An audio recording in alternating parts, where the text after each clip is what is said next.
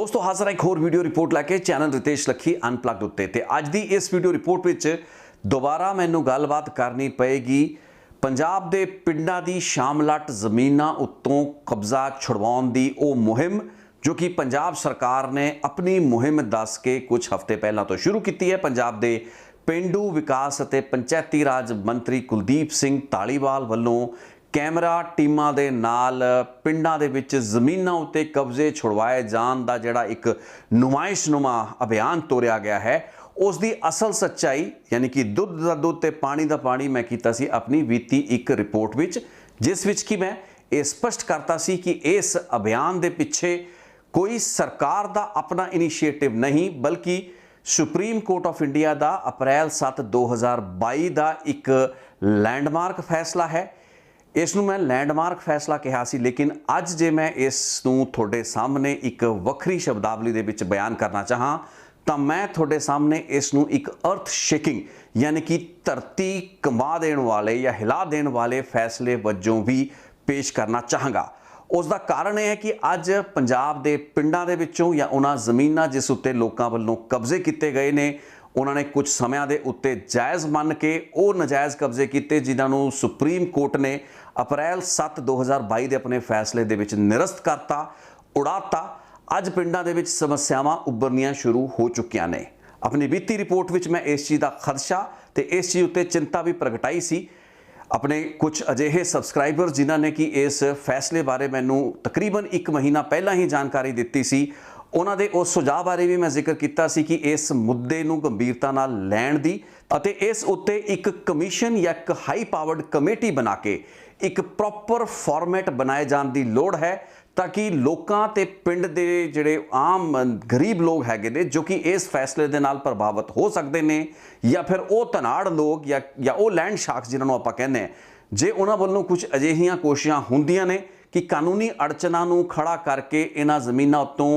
ਜਿਹੜੇ कब्जे हैगे ने जो कि पंचायतां दे हितां दे विच खाली होने हैगे ने या छुड़वाए जाने हैगे ने उन्हां नूं रोकण दी कोशिश की जाती है तो उसनूं सरकार एक मजबूती दे नाल हैंडल कर सके। लेकिन साडी सरकारां दी पूरी इच्छा ते इरादे जिहड़े हैगे ने वो इश्तिहारबाजी या उन्हां क्रेडिट्स नूं बटोरन दी कोशिश ही हैगी है जो कि वो बीते कई हफ्तियां तो लगातार कर रहे हैं। लेकिन हुण जिस तरीके नाल पिंडां दे विच लोकां नूं औकड़ां परेशानियां आ रहीआं ने तौमतां सरकार उत्ते लगनियां शुरू हो चुकियां ने।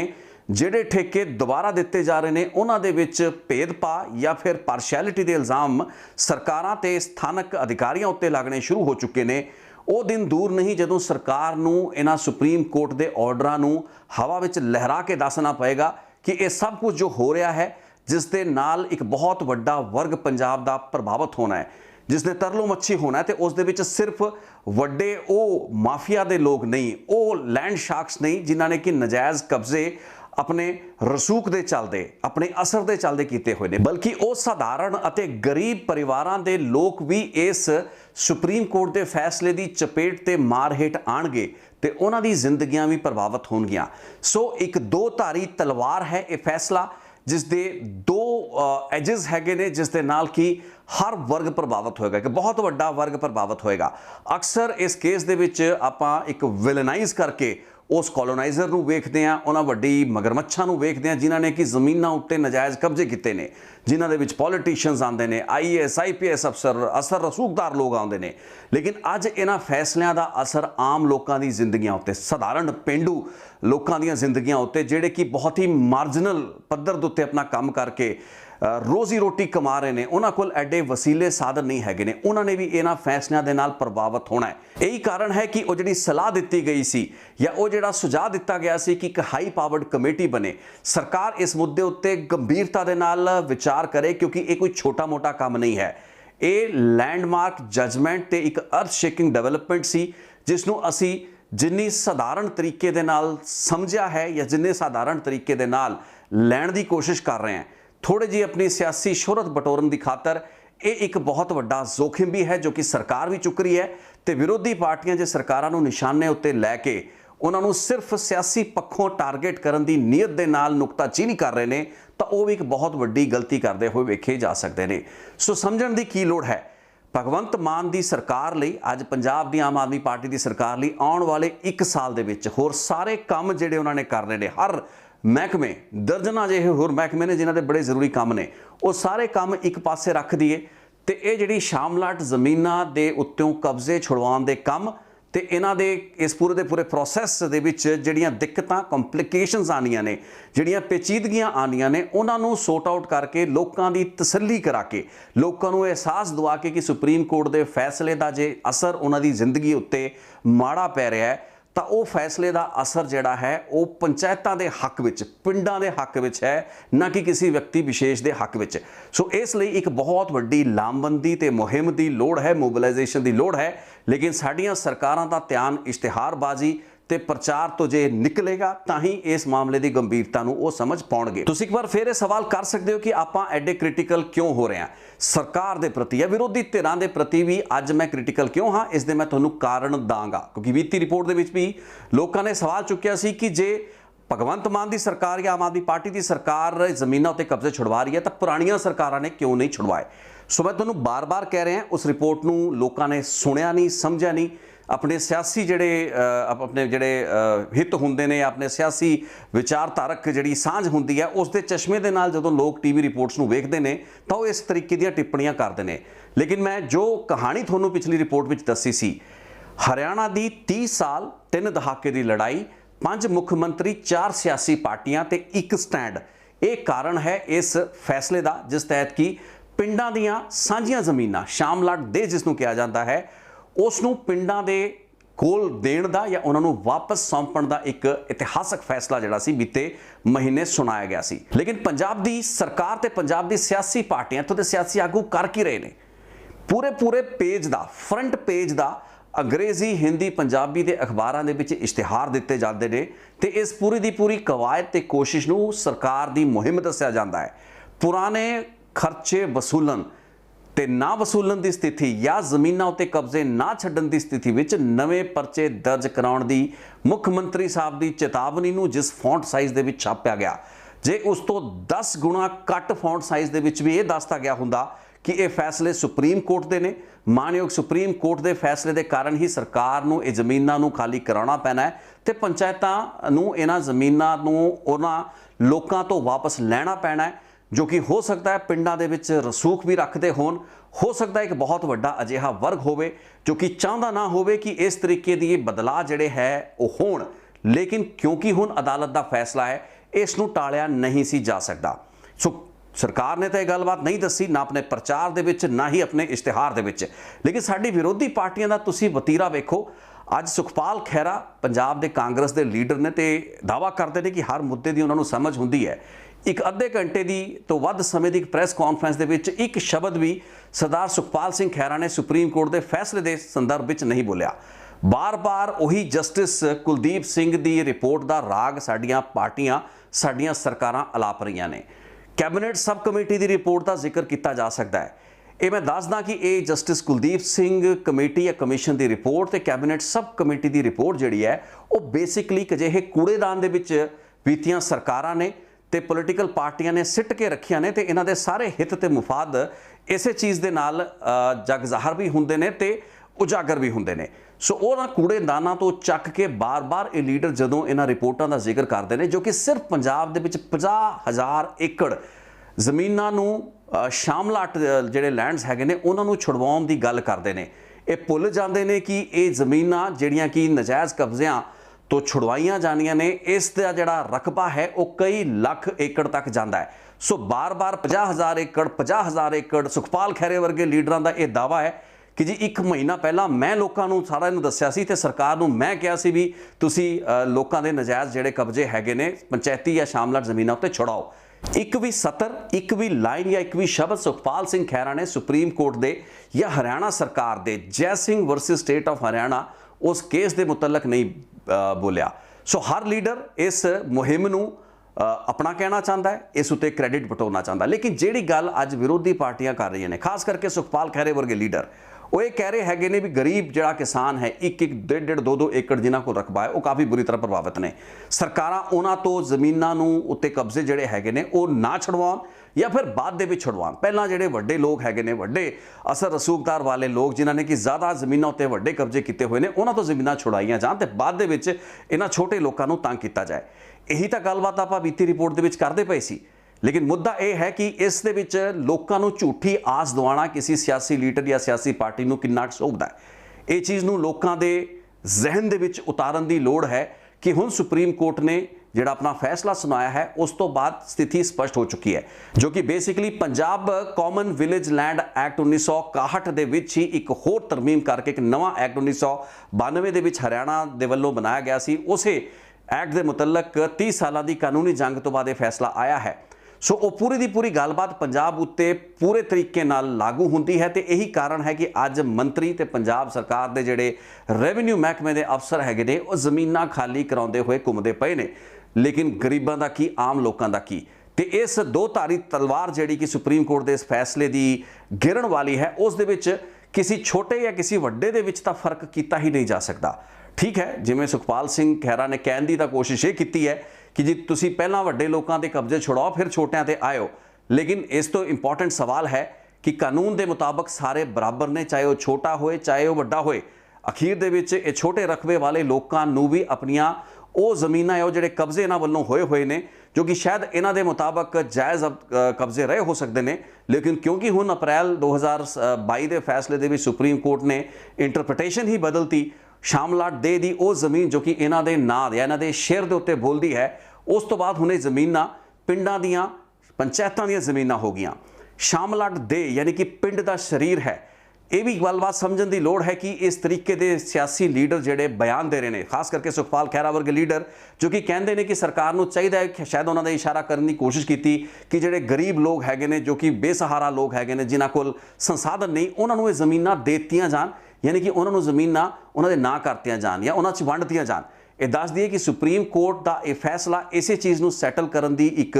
ਬਹੁਤ ਵੱਡੀ ਕੋਸ਼ਿਸ਼ ਸੀ ਤੇ ਇਹ ਚੀਜ਼ ਸੁਪਰੀਮ ਕੋਰਟ ਨੇ ਸੈਟਲ ਕਰਤੀ ਹੈ ਕਿ ਇੱਕ ਵਾਰ ਜਿਹੜੀ ਜ਼ਮੀਨ ਪੰਚਾਇਤ ਦੇ ਨਾਂ ਦੇ ਉੱਤੇ ਚੜਾਤੀ ਗਈ, ਚਾਹੇ 48 'ਚ, ਚਾਹੇ 57, ਚਾਹੇ 61 ਜਾਂ ਫਿਰ ਕਿਸੇ ਵੀ ਸਾਲ ਦੇ ਵਿੱਚ ਜਦੋਂ ਲੋਕਾਂ ਨੇ ਆਪਣੇ ਸ਼ੇਅਰ ਜਾਂ ਹਿੱਸੇ ਵਜੋਂ ਜ਼ਮੀਨ ਚੜਾਈ, ਤਾਂ ਉਸ ਤੋਂ ਬਾਅਦ ਉਹ ਵਾਪਸ ਉਹਨਾਂ ਸ਼ੇਅਰ ਹੋਲਡਰਸ ਦੇ ਨਾਂ ਦੇ ਉੱਤੇ, ਚਾਹੇ ਕਿਸੇ ਦੇ ਨਾਂ ਦੇ ਉੱਤੇ ਵੀ ਬੋਲਦੀ ਹੋਏ, ਉਹ ਜ਼ਮੀਨ ਉਸ ਨੂੰ ਮਿਲ ਨਹੀਂ ਸਕਦੀ ਹੈ। ਕਹਿਣ ਦਾ ਭਾਵ ਇਹ ਹੈ ਕਿ ਇਹ ਨਾ ਸਮਝਿਆ ਜਾਏ ਕਿ ਇਹ ਜਿਹੜੀਆਂ ਜ਼ਮੀਨਾਂ ਜਿਨ੍ਹਾਂ ਤੋਂ ਕਬਜ਼ੇ ਹੁਣ ਛੁਡਵਾਏ ਜਾਣੇ ਨੇ, ਇਹ ਸਰਕਾਰ ਦੀਆਂ ਜ਼ਮੀਨਾਂ ਨੇ। ਇਹ ਸਰਕਾਰ ਦੀਆਂ ਜ਼ਮੀਨਾਂ ਬਿਲਕੁਲ ਨਹੀਂ ਨੇ। ਇਹ ਜ਼ਮੀਨਾਂ ਕਿਸੇ ਵੀ ਪਿੰਡ ਦੀ ਪੰਚਾਇਤ ਦੀਆਂ ਨੇ। ਸੋ ਪੰਚਾਇਤਾਂ ਦੀ ਜਿਹੜੀ ਹੋਂਦ ਹੈ, ਯਾਨੀ ਕਿ ਪਿੰਡ ਦੀ ਹੋਂਦ ਹੈ, ਉਹ ਪਿੰਡ ਦੀ ਹੋਂਦ ਉਸ ਜ਼ਮੀਨ ਤੋਂ ਬਗੈਰ ਸੋਚੀ ਹੀ ਨਹੀਂ ਜਾ ਸਕਦੀ ਜਿਸ ਨੂੰ ਸ਼ਾਮਲਾਟ ਦੇ ਜ਼ਮੀਨ ਮੰਨਿਆ ਗਿਆ ਹੈ, ਜੋ ਕਿ ਪਿੰਡ ਦੀ ਸਾਂਝੀ ਜ਼ਮੀਨ ਹੈ। ਸੋ ਉਸ ਸ਼ਾਮਲਾਟ ਜ਼ਮੀਨ ਉੱਤੇ ਕਿਸੇ ਵੀ ਪਿੰਡ ਵਾਸੀ ਦਾ ਜਾਂ ਨਿਵਾਸੀ ਦਾ ਹੱਕ ਤਾਂ ਹੋ ਸਕਦਾ ਹੈ, ਲੇਕਿਨ ਉਸ ਦੀ ਮਲਕੀਅਤ ਉਹ ਜ਼ਮੀਨ ਜਾਂ ਉਸ ਦਾ ਕੋਈ ਵੀ ਟੁਕੜਾ ਨਹੀਂ ਹੋ ਸਕਦਾ। ਤੇ ਉਸ ਨੂੰ ਆਪਣੀ ਮਲਕੀਅਤ ਤੇ ਟੁਕੜਾ ਮੰਨ ਕੇ ਜੇ ਕੁਝ ਸਾਲ ਪਹਿਲਾਂ, ਕੁਝ ਦਹਾਕੇ ਪਹਿਲਾਂ, 50 ਸਾਲ, 60 ਸਾਲ, 100 ਸਾਲ ਪਹਿਲਾਂ ਵੀ ਜੇ ਇਹ ਜ਼ਮੀਨਾਂ ਨੂੰ ਕਿਸੇ ਨੂੰ ਵੇਚਤਾ ਗਿਆ ਹੋਵੇ, ਅੱਜ ਉਹਨਾਂ ਲੋਕਾਂ ਨੂੰ ਵੀ ਇਹ ਜ਼ਮੀਨਾਂ ਖਾਲੀ ਕਰਨੀਆਂ ਪੈਣੀਆਂ ਨੇ, ਚਾਹੇ ਇਹਨਾਂ ਦੇ ਉੱਤੇ ਕੋਠੀਆਂ ਬਣਾ ਚੁੱਕੇ ਨੇ, ਚਾਹੇ ਇਹਨਾਂ ਦੇ ਉੱਤੇ ਉਹ ਉਸਾਰੀਆਂ ਕਰ ਚੁੱਕੇ ਨੇ, ਚਾਹੇ ਉਹਨਾਂ ਦਾ ਕਿੰਨਾ ਖਰਚਾ ਕਿਉਂ ਨਾ ਹੋ ਚੁੱਕਾ ਹੋਵੇ। ਇਹੀ ਲਾਅ ਦਾ ਪੁਆਇੰਟ ਸੀ ਜਿਸ ਨੂੰ ਸੁਪਰੀਮ ਕੋਰਟ ਨੇ ਆਪਣੀ ਜਜਮੈਂਟ ਦੇ ਵਿੱਚ ਸਪਸ਼ਟ ਕੀਤਾ ਹੈ। ਸੋ ਇਹ ਸਰਕਾਰਾਂ ਲੋਕਾਂ ਤੋਂ ਕੀ ਜਾਣਕਾਰੀ ਛੁਪਾ ਰਹੀਆਂ ਨੇ, ਕਿਹੜੇ ਸੁਪਰੀਮ ਕੋਰਟ ਦੇ ਆਰਡਰ ਦਾ ਜ਼ਿਕਰ ਨਹੀਂ ਕਰਨਾ ਚਾਹੁੰਦੀਆਂ ਆਪਣਾ ਕ੍ਰੈਡਿਟ ਹਾਸਲ ਕਰਨ ਦੀ ਮਾਰੀਆਂ, ਜਾਂ ਫਿਰ ਇਹ ਵਿਰੋਧੀ ਪਾਰਟੀਆਂ ਜੋ ਕਿ ਜ਼ਿਕਰ ਤੱਕ ਨਹੀਂ ਕਰ ਰਹੀਆਂ ਸੁਪਰੀਮ ਕੋਰਟ ਦੇ ਡਿਸੀਜਨ ਦਾ, ਇਹ ਸਰਕਾਰ ਦੇ ਉੱਤੇ ਨਿਸ਼ਾਨਾ, ਸਿਆਸੀ ਨਿਸ਼ਾਨਾ ਸਾਧਨਾ ਚਾਹ ਰਹੇ ਨੇ। ਇਸ ਮੁੱਦੇ ਦੀ ਗੰਭੀਰਤਾ ਤੇ ਇਸ ਮੁੱਦੇ ਦੀ ਜਿਹੜੀ ਸੰਜੀਦਗੀ ਹੈ ਉਸ ਨੂੰ ਦੂਰ ਰੱਖ ਕੇ ਆਪਣੀ ਸਿਆਸੀ ਰੋਟੀਆਂ ਸੇਕਣਾ, ਚਾਹੇ ਉਹ ਸਰਕਾਰ ਕਰ ਰਹੀ ਹੋਏ, ਚਾਹੇ ਉਹ ਵਿਰੋਧੀ ਧਿਰਾਂ ਦੇ ਲੀਡਰ ਜਿਵੇਂ ਸੁਖਪਾਲ ਖਹਿਰੇ ਵਰਗੇ ਲੀਡਰ ਨੇ ਉਹ ਕਰ ਰਹੇ ਨੇ, ਇਹ ਕਿਸ ਹੱਦ ਤੱਕ ਵਾਜਬ ਹੈ। ਲੋਕਾਂ ਨੂੰ ਝੂਠੇ ਜਿਹੜੇ ਵਾਅਦੇ ਕਰਨਾ ਜਾਂ ਲੋਕਾਂ ਨੂੰ ਇਸ ਤਰੀਕੇ ਦਾ ਕੋਈ ਅਹਿਸਾਸ ਦਿਵਾਉਣ ਦੀ ਕੋਸ਼ਿਸ਼ ਕਰਨਾ, ਉਹਨਾਂ ਦੇ ਵਿੱਚ ਇਸ ਤਰੀਕੇ ਦੀ ਆਸ ਜਗਾਉਣ ਦੀ ਕੋਸ਼ਿਸ਼ ਕਰਨਾ ਕਿ ਇਹ ਜਿਹੜੀ ਗੱਲਬਾਤ ਹੈ ਇਸ ਦੇ ਉੱਤੇ ਤਾਂ ਸਰਕਾਰ ਦੀ ਮੁਹਿੰਮ ਰੁਕ ਸਕਦੀ ਹੈ, ਬਿਆਨ ਰੁਕ ਸਕਦਾ ਹੈ, ਇਹ ਮੈਨੂੰ ਲੱਗਦਾ ਲੋਕਾਂ ਨੂੰ ਤੇ ਪੰਜਾਬ ਨੂੰ ਗੁੰਮਰਾਹ ਕਰਨ ਵਾਲੀ ਗੱਲਬਾਤ ਹੈ। ਆਪਾਂ ਇਸ ਇਨਫੋਰਮੇਸ਼ਨ ਐਕਸਪਲੋਜਨ ਦੇ ਯੁੱਗ ਦੇ ਵਿੱਚ, ਯਾਨੀ ਕਿ ਸੂਚਨਾ ਦਾ ਜਿਹੜਾ ਇੱਕ ਧਮਾਕਾ ਇੱਕ ਤਰੀਕੇ ਦਾ ਹੋ ਚੁੱਕਾ ਹੈ। ਇਨਫੋਰਮੇਸ਼ਨ ਟੈਕਨੋਲੋਜੀ ਹੈ, ਕੰਪਿਊਟਰ ਨੇ, ਗੂਗਲ ਹੈਗਾ, ਹਰ ਸਾਡੇ ਕੋਲ ਜ਼ਰੀਆ ਹੈ ਸੂਚਨਾ ਨੂੰ, ਅਦਾਲਤੀ ਫੈਸਲਿਆਂ ਨੂੰ, ਸਰਕਾਰੀ ਜਿਹੜੇ ਫਰਮਾਨ ਜਾਂ ਹੁਕਮ ਹੈਗੇ ਨੇ ਉਹਨਾਂ ਨੂੰ ਜਾਣਨ ਦਾ, ਉਹਨਾਂ ਦੀ ਜਾਣਕਾਰੀ ਨੂੰ ਹਾਸਲ ਕਰਨ ਦਾ। ਲੇਕਿਨ ਇਸ ਇਨਫੋਰਮੇਸ਼ਨ ਦੇ ਯੁੱਗ ਦੇ ਵਿੱਚ ਵੀ ਇੱਕ ਡਿਸਇਨਫੋਰਮੇਸ਼ਨ, ਇੱਕ ਮਿਸਇਨਫੋਰਮੇਸ਼ਨ, ਉਸ ਨੂੰ ਹੋਰ ਕੋਈ ਨਹੀਂ ਬਲਕਿ ਸਾਡੀ ਵਿਰੋਧੀ ਪਾਰਟੀਆਂ, ਸਾਡੀ ਸਿਆਸੀ ਪਾਰਟੀਆਂ ਜਾਂ ਵੀ ਸਰਕਾਰਾਂ ਵੀ ਕਾਫੀ ਹੱਦ ਤੱਕ ਫੈਲਾ ਰਹੀਆਂ ਨੇ। ਇੱਕ ਬਹੁਤ ਗਲਤ ਟ੍ਰੈਂਡ ਹੈ। ਜੇ ਅੱਜ ਪੰਜਾਬ ਦਾ ਪੰਚਾਇਤੀ ਰਾਜ ਮੰਤਰੀ ਸਿਰਫ 50,000 ਏਕੜ ਦੀ ਗੱਲ ਕਰੇਗਾ, ਉਸ ਨੂੰ ਇਹ ਨਹੀਂ ਪਤਾ ਕਿ ਸਾਡਾ ਜਿਹੜਾ ਰੈਵਨਿਊ ਤੇ ਮਾਲ ਮਹਿਕਮਾ ਹੈ ਉਸਨੇ ਕਿੰਨਾ ਕੁ ਅਜਿਹਾ ਰਕਬਾ ਆਇਡੈਂਟੀਫਾਈ ਕੀਤਾ ਜੋ ਕਿ ਪੰਚਾਇਤਾਂ ਦੀ ਜ਼ਮੀਨ ਹੈ, ਸ਼ਾਮਲਾਟ ਦੇ ਦੀ ਜ਼ਮੀਨ ਹੈ ਤੇ ਉਹ ਨਜਾਇਜ਼ ਕਬਜ਼ਾ ਦੇ ਹੇਠ ਹੈ। ਜੇ ਆਪਾਂ ਸੁਪਰੀਮ ਕੋਰਟ ਦੇ ਇਸ ਫੈਸਲੇ ਜਾਂ ਫਿਰ ਇਹ ਬੀਤੇ ਕਈ ਦਹਾਕਿਆਂ ਤੋਂ ਇਹ ਵਿਵਾਦਾਂ ਦੇ ਵਿੱਚ ਰਹੇ ਇਸ ਮੁੱਦੇ ਉੱਤੇ ਅਜੇ ਤੱਕ ਇੱਕ ਅੰਕੜਾ ਹੀ ਤੈਅ ਨਹੀਂ ਕਰ ਪਾਇਆ, ਤਾਂ ਫਿਰ ਅਜਿਹੇ ਮੰਤਰੀਆਂ ਤੇ ਅਜਿਹੀਆਂ ਸਰਕਾਰਾਂ ਤੇ ਅਜਿਹੀ ਅਫੀਸ਼ੀਅਲ ਮਸ਼ੀਨਰੀ ਦਾ ਫਾਇਦਾ ਕੀ, ਕਿਸ ਨੂੰ ਫਾਇਦਾ ਹੈ? ਤੇ ਜੇ ਸਾਡੀ ਵਿਰੋਧੀ ਪਾਰਟੀਆਂ ਜੋ ਕਿ ਇਹ ਕਹਿੰਦੀਆਂ ਨੇ ਕਿ ਬਹੁਤ ਜਾਗਰੂਕ ਨੇ ਲੋਕਾਂ ਦੇ ਹਿੱਤਾਂ ਜਾਂ ਲੋਕਾਂ ਦੇ ਹੱਕਾਂ ਦੇ ਪ੍ਰਤੀ, ਜੇ ਉਹਨਾਂ ਨੂੰ ਵੀ ਸੁਪਰੀਮ ਕੋਰਟ ਦੇ ਫੈਸਲੇ ਦਾ ਜ਼ਿਕਰ ਕਰਨਾ ਐਡਾ ਮਾੜਾ ਲੱਗਦਾ, ਐਡਾ ਭਾਰਾ ਲੱਗਦਾ ਹੈ, ਤਾਂ ਫਿਰ ਲੋਕਾਂ ਨੂੰ ਸਹੀ ਜਾਣਕਾਰੀ ਦੇਵੇਗਾ ਕੌਣ? ਤੇ ਉਹ ਸਹੀ ਜਾਣਕਾਰੀ ਦੇ ਉੱਤੇ ਆਧਾਰ ਬਣਾ ਕੇ, ਉਸ ਨੂੰ ਕੇਂਦਰ ਬਣਾ ਕੇ ਉਸ ਦੇ ਉੱਤੇ ਸਹੀ ਜਿਹੜੇ ਲੋੜੀਂਦੇ ਫੈਸਲੇ ਲੈਣੇ ਨੇ। ਇਸ ਬਹੁਤ ਹੀ ਗੰਭੀਰ ਚੁਣੌਤੀ ਨੂੰ, ਇਸ ਬਹੁਤ ਹੀ ਕੰਪਲਿਕੇਟਿਡ ਪ੍ਰੋਸੈਸ ਨੂੰ, ਜੋ ਕਿ ਸ਼ਾਮਲਾਟ ਜ਼ਮੀਨਾਂ ਦੀ ਵਾਪਸੀ ਦਾ ਪ੍ਰੋਸੈਸ ਹੈ, ਪੰਚਾਇਤਾਂ ਨੂੰ ਉਹਨਾਂ ਦੀ ਵਾਪਸੀ ਦਾ ਪ੍ਰੋਸੈਸ ਹੈ, ਉਸ ਨੂੰ ਕਿਵੇਂ ਨੇਪਰੇ ਚਾੜਿਆ ਜਾਵੇ, ਇਸ ਲਈ ਇੱਕ ਅਭਿਆਨ ਚਲਾਉਣ ਦੀ ਲੋੜ ਹੈ। ਇੱਕ ਹਾਈ ਪਾਵਰਡ ਕਮੇਟੀ ਜਾਂ ਜੰਗੀ ਪੱਧਰ ਉੱਤੇ ਇਸ ਪੂਰੇ ਦੇ ਪੂਰੇ ਮੁੱਦੇ ਨੂੰ ਹੈਂਡਲ ਕਰਨ ਦੀ ਲੋੜ ਹੈ। ਲੇਕਿਨ ਕੀ ਸਿਰਫ 50,000 ਏਕੜ ਦਾ ਟਾਰਗੇਟ ਮਨ ਦੇ ਵਿੱਚ ਲੈ ਕੇ ਕੈਮਰੇ ਦੀ ਟੀਮਾਂ ਨੂੰ ਫੀਲਡਾਂ ਦੇ ਵਿੱਚ ਲਿਜਾਣ ਵਾਲੇ ਮੰਤਰੀ ਸਾਹਿਬ ਇਸ ਮੁੱਦੇ ਦੀ ਗੰਭੀਰਤਾ ਸਮਝ ਪਾਏ ਨੇ? ਜਾਂ ਫਿਰ ਸਾਡੇ ਮੁੱਖ ਮੰਤਰੀ ਸਾਹਿਬ ਜੋ ਕਿ ਪੁਰਾਣੇ ਖਰਚਿਆਂ ਦੀ ਵਸੂਲੀ ਤੇ ਨਵੇਂ ਪਰਚਿਆਂ ਨੂੰ ਦਰਜ ਕਰਨ ਦੀ ਇੱਕ ਡੈਡਲਾਈਨ ਤਾਂ ਦੇ ਗਏ, ਲੇਕਿਨ ਉਹ ਇਹ ਸਪਸ਼ਟ ਨਹੀਂ ਕਰ ਪਾਏ, ਨਾ ਹੀ ਇਸ ਚੀਜ਼ ਦਾ ਕੋਈ ਸਰਵੇ ਕਰਾ ਪਾਏ ਨੇ ਕਿ ਪੰਜਾਬ ਦੇ ਵਿੱਚ ਇਹ ਜਿਹੜੀ ਸਮੱਸਿਆ ਹੈ, ਇਹ ਜਿਹੜੇ ਕਬਜ਼ਿਆਂ ਦਾ ਇੱਕ ਫੈਲਾਅ ਹੈ, ਪਸਾਰ ਹੈ, ਇਸ ਦਾ ਸਕੇਲ ਕੀ ਹੈ? ਕਿਉਂਕਿ ਸਕੇਲ ਦੇ ਹਿਸਾਬ ਨਾਲ ਮਸ਼ੀਨਰੀ, ਮੈਨ ਪਾਵਰ ਦੀ ਰਿਕੁਆਇਰਮੈਂਟ ਹੈ। ਅੱਜ ਜਿਹੜੇ ਪਾਰਸ਼ੈਲਿਟੀ ਦੇ ਜਾਂ ਪੱਖਪਾਤ ਦੇ ਜਿਹੜੇ ਇਲਜ਼ਾਮ ਲੱਗਣੇ ਸ਼ੁਰੂ ਹੋਏ ਨੇ, ਲੋਕਾਂ ਦੇ ਜਿਹੜੇ ਅਜਿਹੀਆਂ ਪੰਚਾਇਤੀ ਸ਼ਾਮਲਾਟ ਦੀਆਂ ਜ਼ਮੀਨਾਂ ਦੇ ਠੇਕਿਆਂ ਦੀ ਜਿਹੜੀ ਦੁਬਾਰਾ ਵੰਡ ਹੁੰਦੀ ਹੈ, ਦੁਬਾਰਾ ਉਸ ਨੂੰ ਰੀਆਕਸ਼ਨ ਕੀਤਾ ਜਾਂਦਾ ਹੈ, ਉਹਨਾਂ ਨੂੰ ਲੈ ਕੇ ਵੀ ਵਿਵਾਦ ਖੜੇ ਹੁੰਦੇ ਨਜ਼ਰ ਆ ਰਹੇ ਨੇ। ਕਈ ਥਾਂ ਦੇ ਉੱਤੇ ਝੜਪਾਂ ਜਿਹੜੀਆਂ ਹੈਗੀਆਂ ਨੇ ਉਹ ਹੁੰਦੀਆਂ ਨਜ਼ਰ ਆ ਰਹੀਆਂ ਨੇ ਤੇ ਆਉਣ ਵਾਲੇ ਦਿਨਾਂ ਦੇ ਵਿੱਚ ਇਹ ਗੱਲਾਂ ਬਾਤਾਂ ਵਧਣਗੀਆਂ। ਆਮ ਤੇ ਸਧਾਰਨ ਗਰੀਬ ਲੋਕਾਂ ਦੀ ਦੁਹਾਈ ਦੇ ਕੇ ਵੱਡੇ ਜਿਹੜੇ ਮਾਫੀਆਜ਼ ਹੈਗੇ ਨੇ ਉਹ ਵੀ ਇਸ ਮੁੱਦੇ ਨੂੰ ਇੱਕ ਅਲੱਗ ਸਿਆਸੀ ਰੰਗਤ ਦੇਣ ਦੀ ਕੋਸ਼ਿਸ਼ ਕਰਨਗੇ, ਕਿਉਂਕਿ ਇਸੇ ਦੇ ਵਿੱਚ ਉਹਨਾਂ ਦਾ ਇੱਕ ਬਹੁਤ ਵੱਡਾ ਹਿੱਤ ਛੁਪਿਆ ਹੋਇਆ ਹੈ। ਤੇ ਜੇ ਪੋਲੀਟੀਕਲ ਪਾਰਟੀਆਂ ਤੇ ਸਿਆਸੀ ਲੀਡਰ ਵੀ ਉਹਨਾਂ ਦੇ ਨਾਲ ਇੱਕ ਪਾਰਟੀ ਬਣ ਕੇ ਬਿਨਾਂ ਮੁੱਦੇ ਨੂੰ ਸਮਝਿਆ, ਬਿਨਾਂ ਮੁੱਦੇ ਨੂੰ ਕੋਖਿਆ, ਬਿਨਾਂ ਉਸ ਦੀ ਗੰਭੀਰਤਾ ਦਾ ਅੰਦਾਜ਼ਾ ਲਾਇਆ, ਇਸ ਤਰੀਕੇ ਨਾਲ ਸਿਆਸੀ ਬ੍ਰਾਊਨੀ ਪੁਆਇੰਟ ਸਕੋਰ ਕਰਨ ਲਈ ਬਿਆਨਬਾਜ਼ੀ ਜਾਂ ਪ੍ਰੈਸ ਕਾਨਫਰੰਸਾਂ ਦੇ ਵਿੱਚ ਉਤਰਨਗੇ ਤਾਂ ਫਿਰ ਸੂਰਤ ਹਾਲ ਕੀ ਹੋਏਗਾ? ਸੋ ਸਾਨੂੰ ਤਾਂ ਗੁਆਂਢੀ ਸੂਬੇ ਹਰਿਆਣੇ ਤੋਂ ਸਿੱਖਣ ਦੀ ਲੋੜ ਹੈ, ਜਿੱਥੇ ਕਿ ਸਰਕਾਰ ਬਹੁਤ ਹੀ ਸ਼ਾਂਤਮਈ ਤਰੀਕੇ ਦੇ ਨਾਲ ਕੰਮ ਕਰਦੀ ਪਈ ਹੈ। ਇਹ ਤੁਹਾਨੂੰ ਦੱਸ ਦਈਏ ਕਿ ਪਿੰਡਾਂ ਦੇ ਵਿੱਚ, ਪੰਚਾਇਤੀ ਇਲਾਕਿਆਂ ਦੇ ਵਿੱਚ ਤੇ ਉਹ ਲੋਕ ਜਿਨ੍ਹਾਂ ਨੇ ਕਿਸੇ ਸਮਿਆਂ ਦੇ ਉੱਤੇ ਇਹਨਾਂ ਸ਼ਾਮਲਾਟ ਦੇ ਦੀਆਂ ਜ਼ਮੀਨਾਂ ਨੂੰ ਖਰੀਦਿਆ, ਉਹਨਾਂ ਦੇ ਵਿੱਚ ਜਿਹੜੇ ਸ਼ੇਅਰ ਹੋਲਡਰਾਂ ਦੇ ਨਾਂ ਦੇ ਉੱਤੇ ਜ਼ਮੀਨਾਂ ਬੋਲਦੀਆਂ ਸੀ, ਉਹਨਾਂ ਨੂੰ ਆਪਣੇ ਨਾਂ ਕਰਾ ਕੇ ਉੱਥੇ ਆਪਣੇ ਕੰਮਕਾਜ ਜਾਂ ਆਪਣਾ ਕੋਈ ਨਾ ਕੋਈ ਪ੍ਰੋਜੈਕਟ ਲਾ ਲਿਆ। ਅੱਜ ਬਹੁਤ ਵੱਡੀਆਂ ਚੀਕਾਂ ਤੇ ਚੀਸਾਂ ਜਿਹੜੀਆਂ ਹੈਗੀਆਂ ਨੇ ਉਹ ਨਿਕਲ ਰਹੀਆਂ ਨੇ, ਚਾਹੇ ਉਹ ਹਰਿਆਣਾ ਹੋਵੇ ਜਾਂ ਪੰਜਾਬ ਹੋਵੇ। ਲੇਕਿਨ ਸਰਕਾਰ ਦਾ ਕੰਮ ਹੈ ਸੁਪਰੀਮ ਕੋਰਟ ਦੇ ਇਸ ਫੈਸਲੇ ਨੂੰ ਲਾਗੂ ਕਰਨਾ, ਜਿਸ ਨੂੰ ਕਿ ਆਉਣ ਵਾਲੇ ਦਿਨਾਂ, ਹਫ਼ਤਿਆਂ, ਮਹੀਨਿਆਂ ਦੇ ਵਿੱਚ ਆਪਾਂ ਲਾਗੂ ਹੁੰਦਾ ਹੋਇਆ ਵੇਖਾਂਗੇ। ਸਾਡੇ ਕੋਲ ਇੱਕ ਬੜਾ ਵੱਡਾ ਰੈਫਰੈਂਸ ਪੁਆਇੰਟ ਹੈ ਹਰਿਆਣੇ ਦਾ। ਸੋ ਆਸ ਇਹ ਹੈ ਕਿ ਪੰਜਾਬ ਦੀ ਸਿਆਸੀ ਪਾਰਟੀਆਂ ਤੇ ਸਿਆਸੀ ਲੀਡਰ ਇਸ ਫੋਕੀ ਤੇ ਥੋਥੀ ਬਿਆਨਬਾਜ਼ੀ ਮੈਂ ਕਹਾਂਗਾ, ਜਿਸ ਦਾ ਕੋਈ ਸਿਰ ਪੈਰ ਆਧਾਰ ਨਹੀਂ ਹੈ। ਕਿਉਂਕਿ ਜੇ ਮੈਨੂੰ ਪੰਜਾਬ ਦੇ ਕੰਸਰਨਡ ਮਿਨਿਸਟਰ, ਪੰਜਾਬ ਦੇ ਚੀਫ ਮਿਨਿਸਟਰ, ਪੰਜਾਬ ਦੇ ਲੀਡਰ ਆਫ ਆਪੋਜੀਸ਼ਨ ਜਾਂ तमाम ਵਿਰੋਧੀ ਪਾਰਟੀਆਂ ਦੇ ਲੀਡਰਾਂ ਦੇ ਮੂੰਹਾਂ ਤੋਂ ਬੀਤੇ 1.5 ਮਹੀਨੇ ਦੇ ਵਿੱਚ ਸੁਪਰੀਮ ਕੋਰਟ ਦੇ ਆਰਡਰ ਦਾ ਜ਼ਿਕਰ ਇੱਕ ਵਾਰ ਵੀ ਸੁਣਨ ਨੂੰ ਨਾ ਮਿਲਿਆ ਹੋਵੇ, ਤਾਂ ਮੈਂ ਚੰਗੀ ਤਰ੍ਹਾਂ ਸਹਿਜੇ ਅੰਦਾਜ਼ਾ ਲਗਾ ਸਕਦਾ ਕਿ ਇਹ ਲੋਕ ਕਿਹੜੇ ਆਧਾਰ ਉੱਤੇ ਆਪਣੀ ਸਿਆਸਤ ਕਰਦੇ ਨੇ ਤੇ ਕਿਸ ਤਰੀਕੇ ਨਾਲ ਆਮ ਲੋਕਾਂ ਨੂੰ ਆਪਾਂ ਗੁੰਮਰਾਹ ਹੁੰਦਾ ਹੋਇਆ ਵੇਖਦੇ ਹਾਂ। ਸੋ ਇਹ ਠੀਕਰਾ ਜਿਹੜਾ ਹੈ ਸਾਡੇ ਪੋਲੀਟੀਕਲ ਲੀਡਰਾਂ ਦੇ ਸਿਰ ਤੇ ਹੀ ਪੰਨਿਆ ਜਾਣਾ ਚਾਹੀਦਾ ਹੈ। ਲੋਕਾਂ ਨੂੰ ਸਹੀ ਜਾਣਕਾਰੀ ਨਾ ਦੇਣ ਦਾ, ਝੂਠੇ ਸਬਜ਼ਬਾਗ ਦਿਖਾਉਣ ਦਾ ਤੇ ਹਰ ਮੁੱਦੇ ਉੱਤੇ ਆਪਣੀ ਸਿਆਸੀ ਰੋਟੀਆਂ ਸੇਕਣ ਦੀ ਕੋਸ਼ਿਸ਼ ਕਰਨ ਦਾ, ਚਾਹੇ ਉਹ ਸਰਕਾਰ ਹੋਵੇ, ਚਾਹੇ ਉਹ ਫਿਰ ਵਿਰੋਧੀ ਧਿਰ ਦੇ ਲੀਡਰ ਹੋਣ। ਮੈਂ ਆਪਣੀ ਵਿੱਤੀ ਰਿਪੋਰਟ ਵਿੱਚ ਜ਼ਿਕਰ ਕੀਤਾ ਸੀ ਕਿ ਇੱਕ ਬਹੁਤ ਵੱਡੀ ਓਪਰਚੁਨਿਟੀ ਹੈ, ਇੱਕ ਬਹੁਤ ਵੱਡਾ ਮੌਕਾ ਵੀ ਹੈ ਸਰਦਾਰ ਭਗਵੰਤ ਮਾਨ ਹੋਣਾ ਦੀ ਸਰਕਾਰ ਲਈ ਜਾਂ ਕਿਸੇ ਵੀ ਸਰਕਾਰ ਲਈ। ਇੱਕ ਬਹੁਤ ਹੀ ਚੰਗੇ ਨਤੀਜੇ ਇਸ ਪੂਰੀ ਦੇ ਪੂਰੇ ਅਭਿਆਨ ਦੇ ਵਿੱਚੋਂ ਲਿਆਂਦੇ ਜਾ ਸਕਦੇ ਨੇ, ਕੱਢੇ ਜਾ ਸਕਦੇ ਨੇ। ਲੇਕਿਨ ਇੱਕ ਚੁਣੌਤੀ ਵੀ ਹੈ, ਇਹ ਚੈਲੰਜ ਵੀ ਹੈ, ਕਿਉਂਕਿ ਇਸ ਨੂੰ ਕਿਵੇਂ ਤੁਸੀਂ करना है, ਜ਼ਮੀਨੀ ਪੱਧਰ ਉੱਤੇ ਕਿਵੇਂ ਅਪਲਾਈ ਕਰਨਾ, ਬਿਨਾਂ ਪੱਖਪਾਤ ਤੇ, ਬਿਨਾਂ ਰਿਸ਼ਵਤਖੋਰੀ ਦੇ, ਬਿਨਾਂ ਜਿਹੜੇ BDPOs ਤੋਂ ਲੈ ਕੇ ਕਾਨੂੰਗੋ ਪਟਵਾਰੀ, ਤੁਹਾਡਾ ਜਿਹੜਾ ਰੈਵਨਿਊ ਮਾਲ ਮਹਿਕਮਾ ਹੈ, ਕਿਹੜੀਆਂ ਜ਼ਮੀਨਾਂ ਕਿਹੜਿਆਂ ਇਲਾਕਿਆਂ ਦੇ ਉੱਤੇ ਤੁਸੀਂ ਨਜ਼ਰ ਕਰਨੀ ਹੈ ਜਾਂ ਉਹਨਾਂ ਦੀ ਉੱਥੋਂ ਦੀਆਂ ਸ਼ਾਮਲਾਟ ਜ਼ਮੀਨਾਂ ਨੂੰ ਤੁਸੀਂ ਵਾਪਸ ਉਹਨਾਂ ਦੇ ਕਬਜ਼ੇ ਹਾਸਲ ਕਰਨ ਲਈ ਪੂਰਾ ਅੱਡੀ ਚੋਟੀ ਦਾ ਜ਼ੋਰ ਲਾਣਾ ਹੈ, ਤੇ ਕਿਹੜੇ ਇਲਾਕਿਆਂ ਦੇ ਵਿੱਚ ਤੁਸੀਂ ਠੰਡ ਰੱਖਣੀ ਹੈ ਜਾਂ ਉਹਦੇ ਵਿੱਚ ਐਡੀ ਸਖਤੀ ਨਹੀਂ ਕਰਨੀ। ਇਹ ਚੀਜ਼ਾਂ ਸਰਕਾਰਾਂ ਦੇ ਹੱਥ ਦੀਆਂ ਨੇ। ਸੋ ਇਹ ਸਾਰੀਆਂ ਗੱਲਾਂ ਬਾਤਾਂ ਹੋਣਗੀਆਂ। ਪੱਖਪਾਤ ਦੇ ਇਲਜ਼ਾਮ ਵੀ ਲੱਗਣਗੇ, ਇਹ ਵੀ ਇਲਜ਼ਾਮ ਵੀ ਲੱਗਣਗੇ ਕਿ ਰਿਸ਼ਵਤਖੋਰੀ ਚੱਲੀ ਹੈ। ਆਉਣ ਵਾਲੇ ਦਿਨਾਂ ਦੇ ਵਿੱਚ ਮੈਂ ਨਾ ਕੰਪਲਿਕੇਸ਼ਨਸ ਨੂੰ ਵੱਧਦਾ ਹੋਇਆ ਵੇਖਦਾ। ਆਈ ਮੇ ਬੀ ਰੋਂਗ, ਲੇਕਿਨ ਸੁਪਰੀਮ ਕੋਰਟ ਦੇ ਫੈਸਲਿਆਂ ਨੂੰ ਜਦੋਂ ਜ਼ਮੀਨੀ ਪੱਧਰ ਉੱਤੇ ਲਾਗੂ ਕਰਨਾ ਹੋਵੇ, ਉਹ ਵੀ ਉਸ ਵਕਤ ਜਦੋਂ ਕਿ ਦਹਾਕਿਆਂ ਤੋਂ ਸਾਡਾ ਰੈਵਨਿਊ ਜਿਹੜਾ ਰੈਕੋਰਡ ਹੈ ਉਸ ਦੇ ਵਿੱਚ ਵੀ ਕੁਝ ਕਮੀਆਂ ਖਾਮੀਆਂ ਰਹੀਆਂ ਹੋ ਸਕਦੀਆਂ ਨੇ। ਕਈ ਰੈਵਨਿਊ ਰਿਕਾਰਡ ਟੁੱਟੇ ਹੋਏ ਹੋ ਸਕਦੇ ਨੇ, ਲਿਟੀਗੇਸ਼ਨਸ ਹੋਣਗੀਆਂ, ਝਗੜੇ ਹੋਣਗੇ, ਟਾਈਟਲ ਦੀ ਕਲੀਅਰੈਂਸਿਸ ਦੇ ਜਿਹੜੇ ਰੌਲੇ ਹੋਣਗੇ। ਇਹਨਾਂ ਚੁਣੌਤੀਆਂ ਚੈਲੰਜਸ ਨੂੰ ਸਮਝ ਪਾਣਾ, ਉਹਨਾਂ ਨੂੰ ਐਂਟੀਸਿਪੇਟ ਕਰ ਪਾਣਾ ਇਹ ਸਰਕਾਰਾਂ ਤੇ ਮਹਿਕਮਿਆਂ ਦੇ ਕੰਮ ਨੇ। ਲੇਕਿਨ ਕੀ ਇੱਕ ईमानदार सोच तो बगैर कोई भी विरोधी सियासी पार्टी या फिर हाकम पार्टी अपने इस बहुत वड्डे चैलेंज नूं, बहुत वड्डे टास्क नूं पूरा कर सकती है? मेरे ख्याल नाल नहीं। सो सियासी ईमानदारी लियाण दी लोड़ है। ये सारे लीडरां नूं एक इनफैक्ट ये तां एड्डा वड्डा इशू है जिस उत्ते कि जे सर्व पार्टी बैठक भी कदे बुलाउण दी लोड़ पवे, ये वाकई वो मुद्दा है जिस उत्ते एक सर्व पार्टी बैठक बुलाई जा सकती है, बुलाई जानी चाहिए है। लेकिन ਇੱਥੇ कुछ होर कहानी ਆਪਾਂ ਹੁੰਦੀ ਹੋਈ ਵੇਖ ਰਹੇ ਹਾਂ। आई होप कि ਆਉਣ ਵਾਲੇ ਦਿਨਾਂ ਦੇ ਵਿੱਚ ਸਥਿਤੀ ਐਡੀ ਨਾ ਵਿਗੜੇ ਤੇ ਜਿਹੜੇ ਵਿਵਾਦ ਉੱਠ ਰਹੇ ਨੇ, ਜਿਹੜੀ ਕੰਟਰੋਵਰਸੀਜ਼ ਹੁਣ ਉੱਠਣੀਆਂ ਹੈਗੀਆਂ ਨੇ, ਜਿਹੜੇ ਡਿਸਪਿਊਟਸ ਹੁਣ ਪਿੰਡਾਂ ਦੇ ਵਿੱਚ ਖੜੇ ਹੋਏ ਨੇ, ਉਹ ਇੱਕ ਲਿਮਿਟ ਤੱਕ ਉਸ ਨੂੰ ਕਰਟੇਲ ਕੀਤਾ ਜਾ ਸਕੇ। ਇਸ ਲਈ ਤਿਆਰੀ ਜ਼ਰੂਰੀ ਹੈ, ਲਾਮਬੰਦੀ ਤੇ ਮੋਬਿਲਾਈਜੇਸ਼ਨ ਜ਼ਰੂਰੀ ਹੈ। ਆਈ ਹੋਪ ਕਿ ਸਰਕਾਰ ਦੇ ਜਿਹੜੇ ਅਫਸਰ ਹੈਗੇ ਨੇ ਜਾਂ ਉਹਨਾਂ ਦੀ ਅਫੀਸ਼ੀਅਲ ਮਸ਼ੀਨਰੀ ਹੈ,